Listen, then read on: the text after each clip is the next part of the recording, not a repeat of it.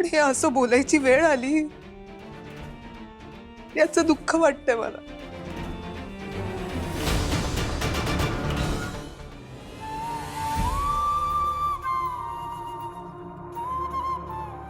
आई, तू वाईट वाटून घेण्याची काहीच गरज नाहीये. आजवर तू खूप सहन केलंस, कारण ते तुझ्या बाबतीत घडत होतं. आज माझ्यासाठी बोलायची वेळ आली तेव्हा इतक्या वर्षांचं साठलेलं बाहेर आलं, एवढंच. खरं सांगू पिहू, तुला ताप आला होता तेव्हा जर कोणी तुला औषध आणून दिलं असतं ना तर मी अविनाशच्या शब्दाबाहेर गेले नसते. पण माझं पोर तिकडे तापानी फणफणलं असताना एक आई म्हणून मी फक्त बघत राहायचं तुला. हे किती यातना देणार होतं ना हे कुणालाच समजत नाहीये. ही तूच आम्हाला शिकवलंयस ना, एक आई तिच्या मुलांसाठी सगळ्या जगाशी भांडू शकते. हे पण तू बाबांची भांडली सुद्धा नाहीस. तू फक्त माझी बाजू ठामपणे मांडलीस, आणि ती मांडत असताना तुझा आवाज जरा वाढला, पण त्यात कुठेही बाबांना उलट बोलण्याचा किंवा त्यांच्यावर ओरडण्याचा तुझा हेतू नव्हता. हे जर बाबांनी शांतपणे विचार केला तर त्यांनाही समजेल.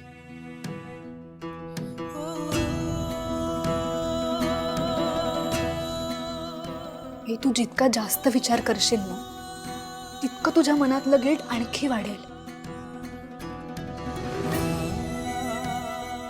कधी कधी ना आपण समोरच्या व्यक्तीच्या बोलण्यात येतो, त्याच्या विचारांचा बोट धरून आपण आपल्या वागण्याचा हिशोब करतो, आणि मग ती व्यक्ती म्हणतेय म्हणून स्वतःला चुकीचं समजतो, स्वतःला दोष देतो,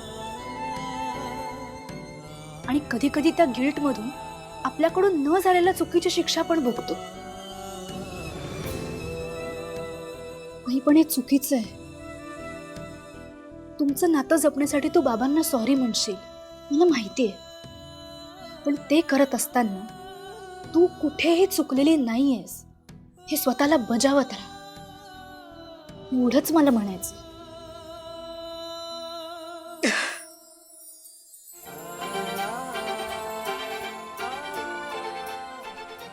मोठ्यांसारखं बोलतेस ग. ती समजूतदार आणि कोणी झालीये माझी पिहू. मग मुलगी कोणाची आहे मी?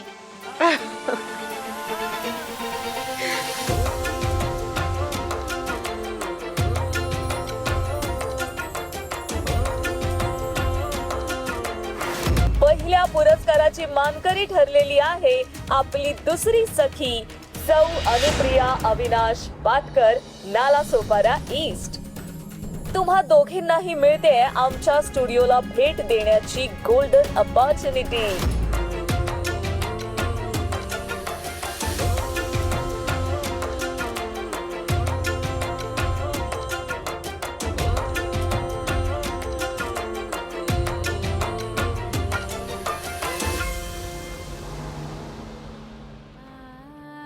काय झालंय? काय? काही नाही. आई, खरं सांग. काय पिहू, आता सांगितलं ना सगळं मी तुला. काही नाहीये. आई, तुला खोटं बोलता येत नाही.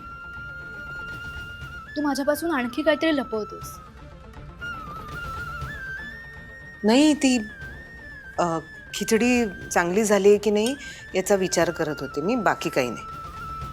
आई, तुझ्या मनाचे सगळे खेळ आहेत पिहू, काही नाही झालंय. म्हणजे तू सांगणार नाहीयेस तर? तुला माझी शपथ आहे. पिहू, काय ग तू? बरं, आता तू शपथ घातलीयस तर सांगते. ती रेडिओची स्पर्धा झाली होती, त्यात मी जिंकले. काय सांगतेस आई? म्हणजे तुला परत पैठणी मिळणार? नाही, पैठणी नाही, यावेळचं बक्षीस त्याच्यापेक्षाही जास्त मानाचं आहे. त्यांच्या स्टुडिओमध्ये मला आरजे मधुश्रीला भेटण्याची संधी मिळणार आहे. वाह! आई, खरंच? हा गोल्डन चान्स आहे हा. मधुश्री तुझी आयडॉल आहे ना? तुला कधीपासून तिला भेटायचं होतं, त्यांच्या स्टुडिओमध्ये जायचं होतं. आई, तू ही आनंदाची बातमी मला सांगणार नव्हतीस? सांगितली ना मी आता. पण पिहू कितीही मोठा गोल्डन चान्स असला ना